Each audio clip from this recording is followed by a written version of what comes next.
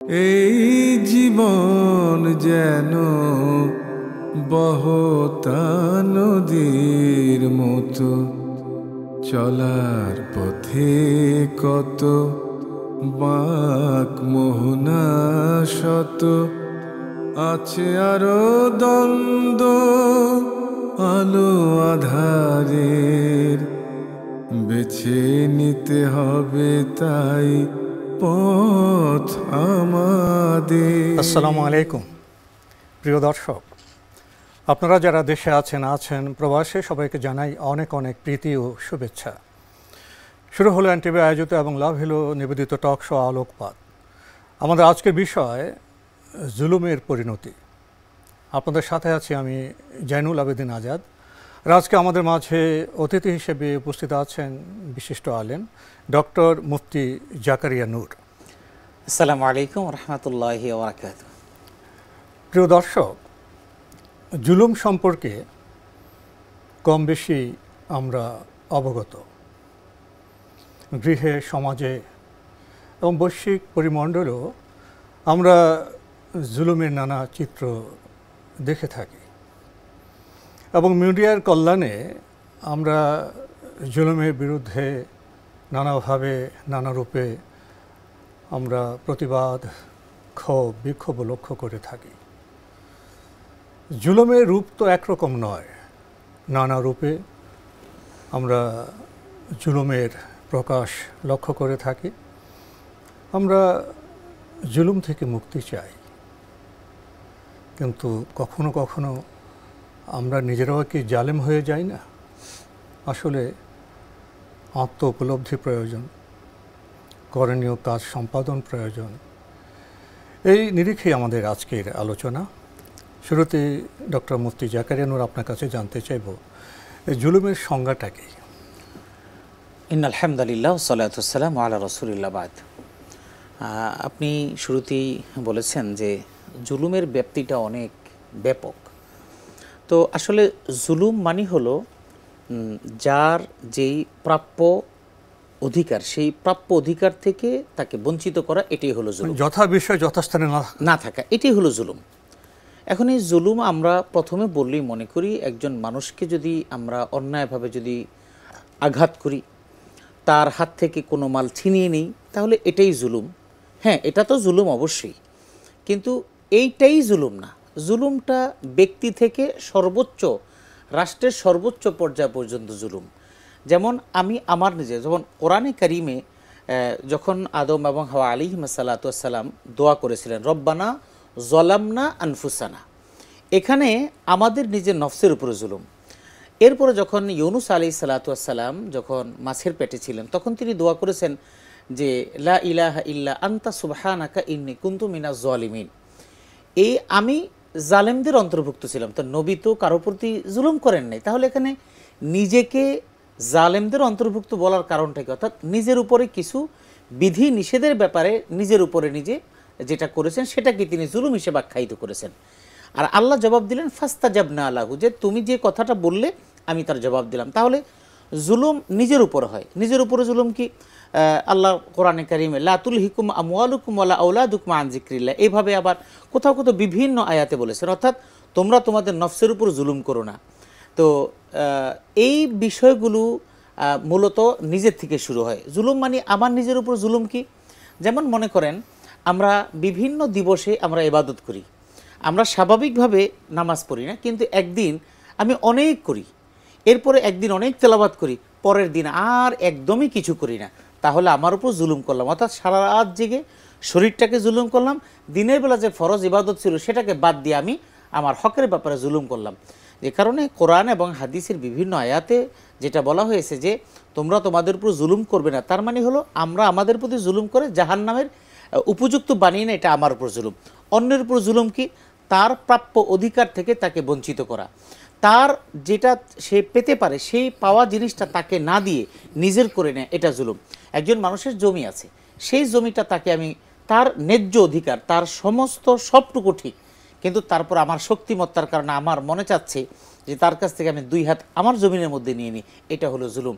অর্থাৎ তার যে 2 হাত জমি তার ছিল, সেখানে তাকে ভোগ দখল করতে না দিয়ে আমি আমার শক্তিমত্তা প্রদর্শন করে আমার অধীনে নিয়ে যাব। চমৎকার সূত্রপাত করেছেন আমাদের আজকের যে আলোচনার বিষয় জুলুমের পরিণতি প্রসঙ্গে। আমাদের তো প্রথমে তো আমরা প্রত্যেক গৃহে অবস্থান করি, গৃহে জুলুমের চিত্রটা কেমন, তারপর আমরা গৃহ থেকে যখন আঙ্গিনায় পা বাড়াই তখন আমরা সামাজিক কর্মকাণ্ডে লিপ্ত হই, সমাজে জুলুমের রূপটা কেমন, আর এরপর আরও বৃহত্তর অঙ্গনে আল্লাহ যাদের প্রতিভা দেন, ক্ষমতা দেন, রাষ্ট্রীয় পর্যায়ে জুলুমের বিষয় চলে আসে। এবং বৈশ্বিক পরিমণ্ডলও বর্তমানে যে ভূ রাজনীতি, সেখানে তো বৈশ্বিক পরিমণ্ডলে আমরা জুলুমের খুব স্পষ্ট এবং গাজা একটি শব্দই তো বোধহয় জুলুমের একটি আণবিক বিস্ফোরণ। তো আপনি এইভাবে যদি থরে থরে বলতেন, আমরা নিজের প্রতি জুলুম, যদি একটু করে বলি, পরিবারে, তারপর সমাজে, তারপর বৈশ্বিক পরিমণ্ডলে আমরা আসি পরিবারের জুলুম। সেখানে একজন পুরুষ, একজন স্বামী এবং একজন বাবা। স্বামী হিসেবে স্বামীর পক্ষ থেকে জুলুম কি হতে পারে? স্ত্রীর যে প্রাপ্য অধিকারটুকু, সেই অধিকারটুকু তাকে না দেওয়া, এটা স্ত্রীর উপর জুলুম। স্ত্রী আবার জালেম হতে পারে, স্বামী যতটুকু পাওয়ার তার চাইতে তার উপরে তার অধিকার বঞ্চিত করা। তার জুলুম বিষয়টা এটা কোনো আপনার ব্যক্তির সাথে শুধু জড়িত না, সবার ক্ষেত্রে, এবং এটা কোনো নির্ধারিত সংজ্ঞার মধ্যে পড়বে না, এটা আপেক্ষিক। যেমন একজন স্বামীর রোজগার হলো, ধরেন আমাদের মার্কেটিং প্লেস অনুযায়ী, যে ধরেন আমাদের স্বাভাবিক জীবনযাপনে 40,000 টাকা বেতন। 40,000 টাকা বেতন একটা মানুষ তার সংসার পরিবার পরিচালনা করা তার জন্য মোটামুটি একটা অবস্থায় তা খুব ভালো না।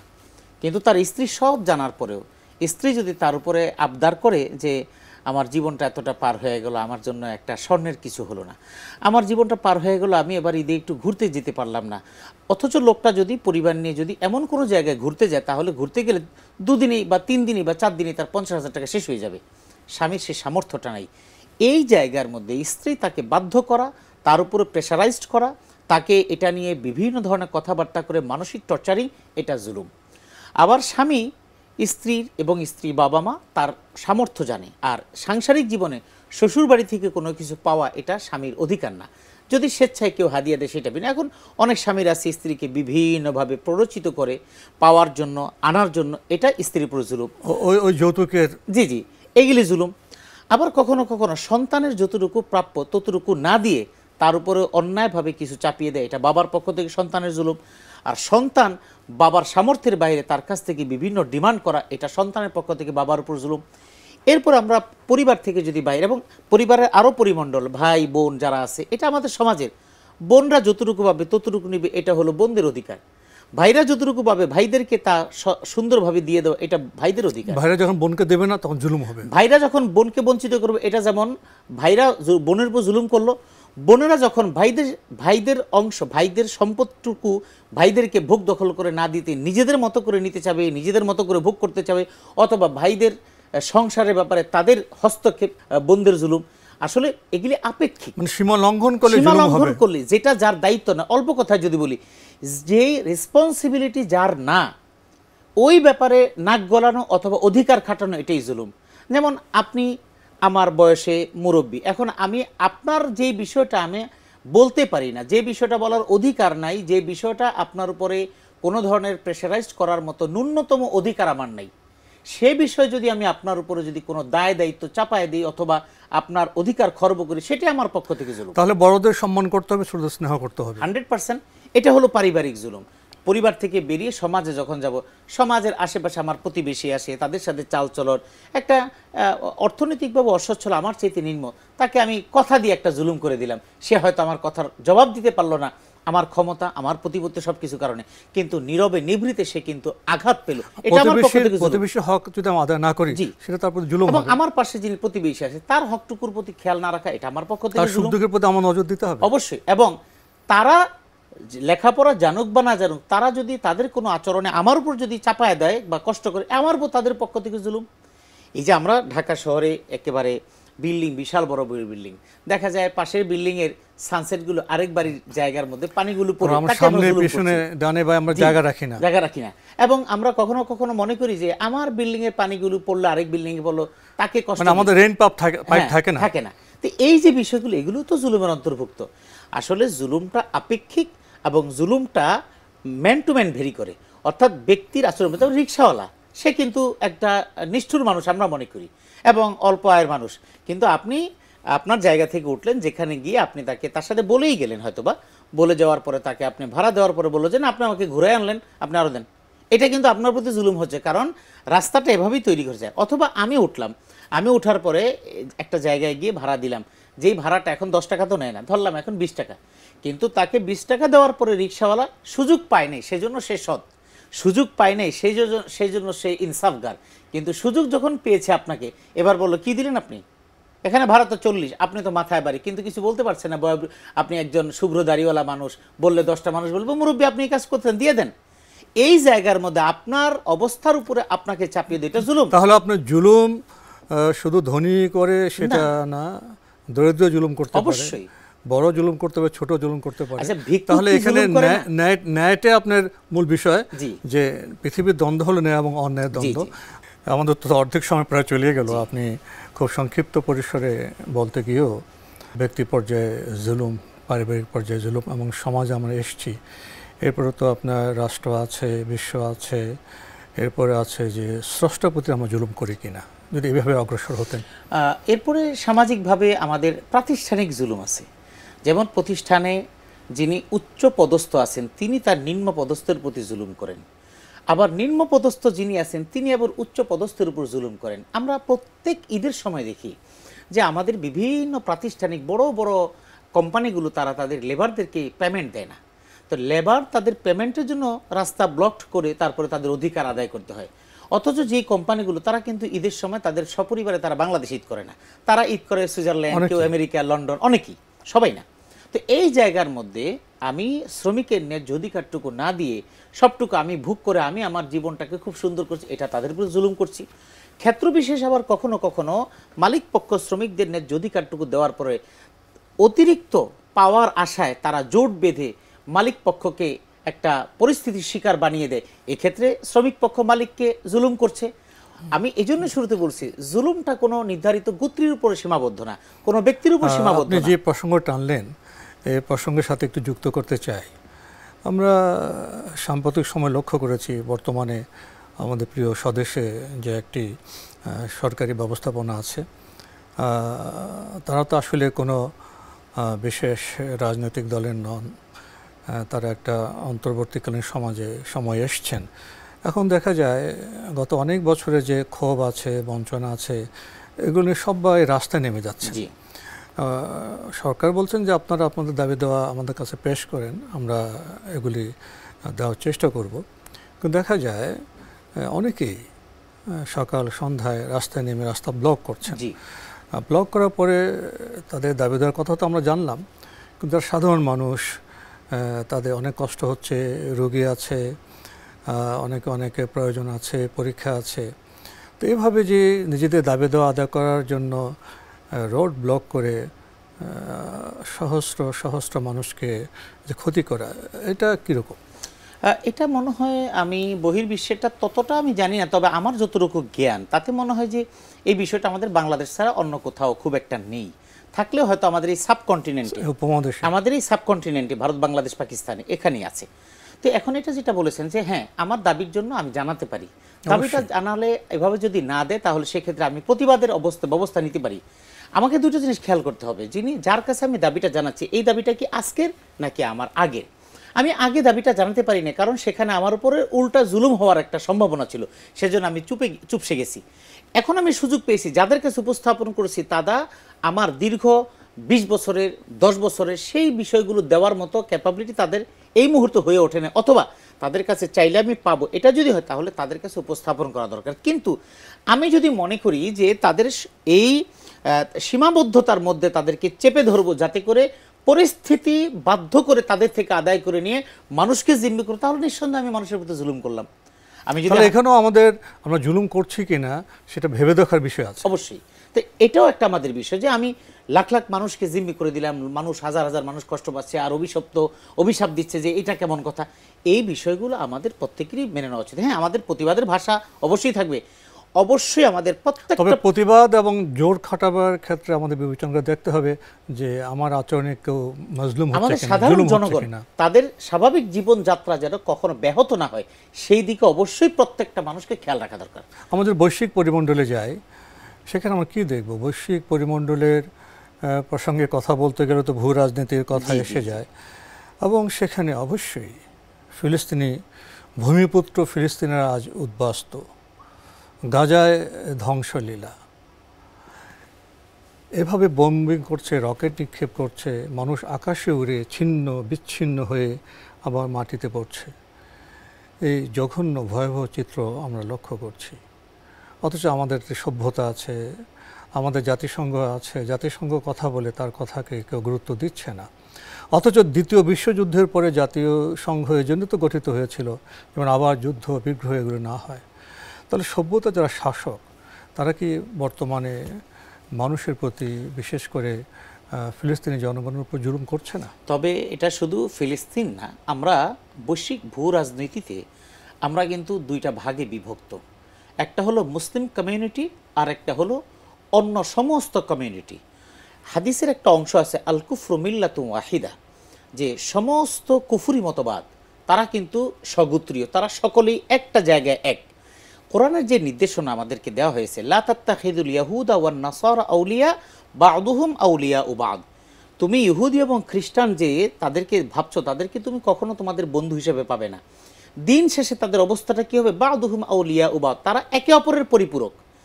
এটা কিন্তু আমাদের সাথে কখনো আসবে না। এখন আমরা রাজনৈতিক বিশ্লেষণ করলে আমরা দেখবো এখানে দুটো গ্রুপ, একটা হলো মুসলিম আর একটা হলো মুসলিম কমিউনিটির বাইরে। সারা বিশ্বের মধ্যে যত জায়গায় নির্যাতন হচ্ছে সব জায়গায় মুসলিমরা নির্যাতনের শিকার। এখানে ক্যাপিটালিজমের একটা বিশাল ব্যাপার রয়েছে।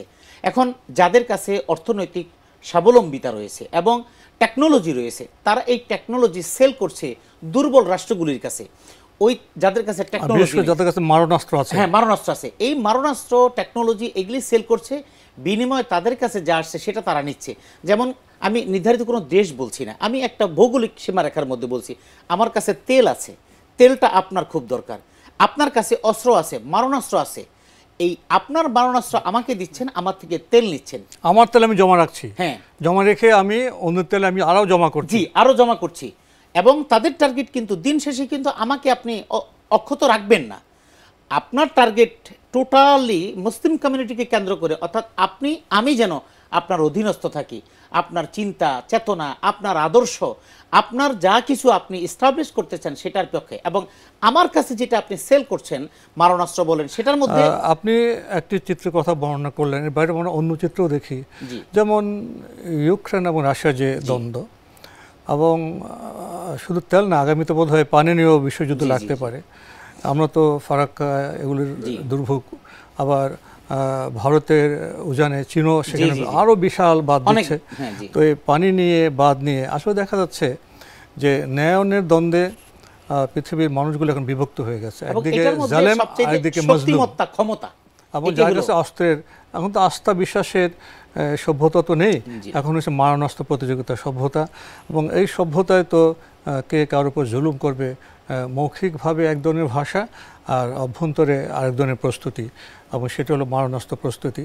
তো বর্তমান বিশ্ব ব্যবস্থা সম্পর্কে তো আমার কম বলাই ভালো, কারণ সবাই আমরা জীবন দিয়ে উপলব্ধি করছি, অর্থনৈতিকভাবে, সামাজিকভাবে, প্রযুক্তিগতভাবে, এবং মারণাস্ত্রের যে ব্যবসা বাণিজ্য সব দিক থেকে আসলে পৃথিবীতে মানবিক যে বিবেচনা বোধ সেটা তেমন নেই, আগ্রাসী মনোভাবটা বেশি।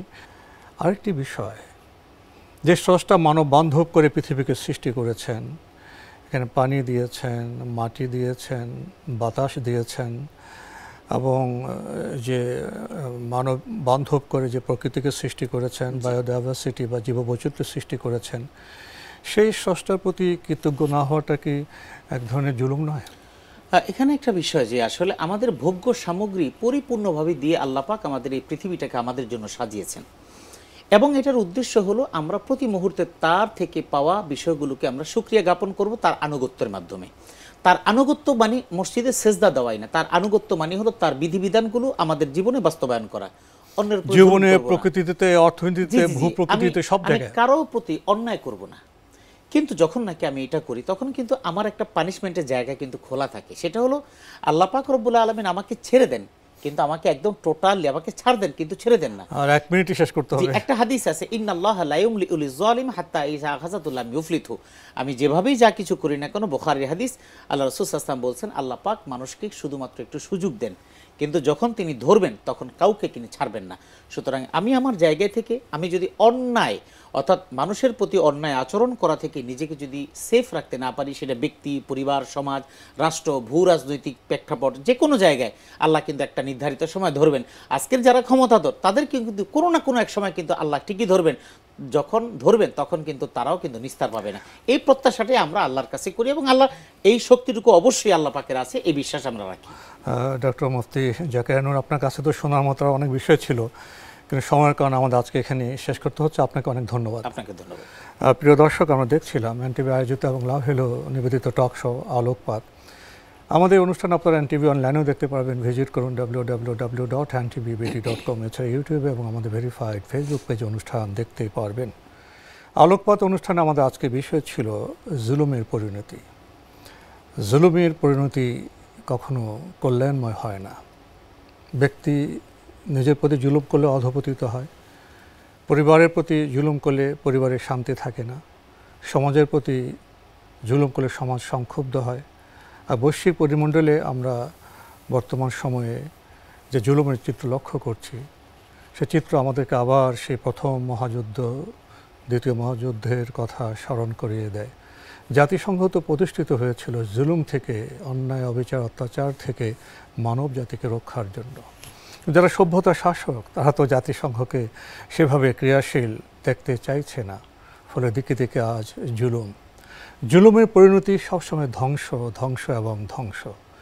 জুলুমের পরিণতি এই পৃথিবীতে জালেমরা ভোগ করবে এবং পরকালে রয়েছে তাদের জন্য সমূহ বিপদের সংবাদ।